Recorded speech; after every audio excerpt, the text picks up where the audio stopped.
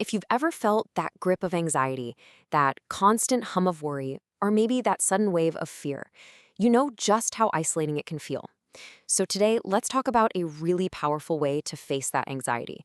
And it's not about using more willpower, it's about finding wisdom. I want to start with this question because it really reframes everything.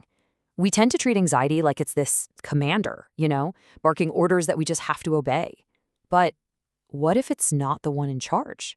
This little explainer is all about finding an answer to that, one that could totally change your perspective. This just gets right to the heart of it, doesn't it? When we're anxious, our world just shrinks.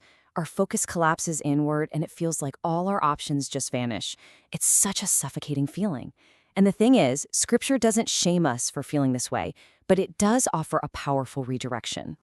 And here's how it works. Anxiety creates this incredible mental noise. It's this storm of what ifs and worst case scenarios, and it can so easily drown out any other voice.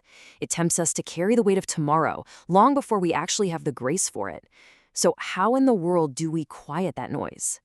Well, this is often where we take a wrong turn. When the pressure hits, our first instinct is usually to ask for strength, right?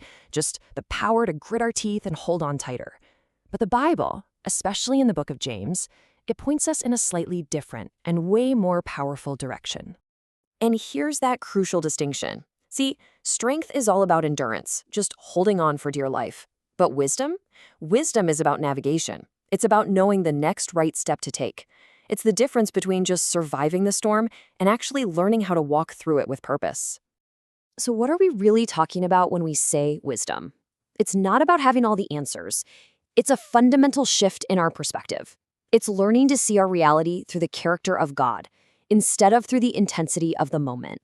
And that leads us to the most important reframe of all. The focus moves from the size of our anxiety to the character of our God. We are invited to approach someone specific, and who he is completely changes how we ask for help. Seriously, let's just sit with that promise for a second. God gives generously, not grudgingly, not reluctantly, and he gives without reproach, which means he doesn't hold our asking against us. He doesn't shame us for needing help in the first place. That is a game-changing invitation. And this just captures it so perfectly, doesn't it? Our God is not some distant observer waiting for us to fix ourselves before he'll step in. No, he's a father who steps into the fire, into the very heart of our anxiety and our uncertainty to meet us right where we are. You see how this changes our whole posture in prayer? We can stop begging and start asking with confidence. We're not trying to convince some hesitant deity to help us. We are children coming to a father who is eager to give us what we truly need. Okay, so that's the big why. Now let's get practical. How do we actually do this when our heart is racing and our mind is just spiraling? This is the journey we're on. We're learning to build a bridge, right, from that out-of-control chaos inside to a place of steady, prayerful dependence on God. And there's a specific practice that can be like the very planks that build that bridge. Okay, here it is. It's simple, but it is not simplistic. First, get specific. Name the one burden. Second, ask for wisdom for it, not just a rescue from it. Third, you consciously release the fear.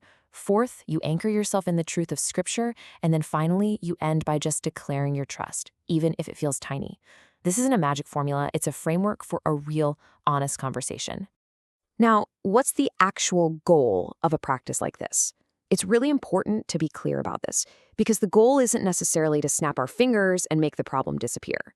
The change we're really after is often much deeper and way more lasting. This is not about pretending our problems don't exist. It's about acknowledging their full weight and then deliberately placing them before God. It's this act of partnership, a refusal to carry that heavy burden all by yourself any longer. So as we start to wrap this up, remember, this isn't just about learning a new idea. It's really an invitation to start a new kind of conversation with God and with yourself. And this right here is the core shift. Instead of letting anxiety dictate your actions and your emotions, what if you saw it as a notification, a little prompt, maybe like a signal light on the dashboard of your soul, telling you, hey, it's time to pull over and pray for wisdom.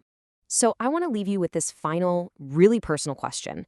Not for tomorrow, not for the next big crisis, but for right now. Whatever is on your mind, Whatever burden you are carrying in this very moment, what would it look like to stop, to place it before a generous Father, and to ask for the wisdom to take just the next faithful step?